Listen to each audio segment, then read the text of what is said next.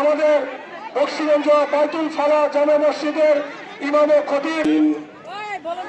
বিসমিল্লাহির রহমানির বিপ্লবী সভাপতি বক্সিগঞ্জ সদর ইউনিয়ন পরিষদের সাবেক বিপ্লবী সভাপতি মাওলানা রবিউল আমিন, বাংলাদেশ শ্রমিক দলের সভাপতি এবং উপজেলা শ্রমিক দলের সাংগঠনিক সম্পাদক সহ কমিটির আহ্বায়ক, বাংলাদেশ জাতীয়তাবাদী দল বক্সিগঞ্জ পৌরসভা ডানে যারা আছে সবাই বসায় দাও। পিছনে যারা রয়েছে সবাই বসে পড়লে আমরা শুরু করবো। একটা রয়েছেন বাবু, সবাই বসায় দাও, দুই একজন ছাড়া সবাই বসে যাবে।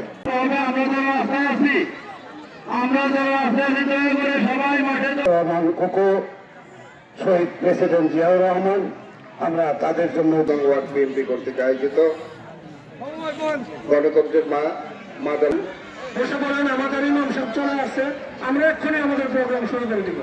বিএনপির আওতাধীন 5 নং ওয়ার্ডের ربنا آتنا في الدنيا حسنة ربنا فاغفر لنا ذنوبنا আজের পরে আল্লাহ ঈদগাহ মাঠে বসে আল্লাহ وهب لنا من لدنك رحمة শেখার সকল নেতৃবৃন্দ এবং নেতা কর্মীরা সকলে এখানে বসে আল্লাহ রুহের মাগফিরাত কামনায় দোয়ার আয়োজন করা।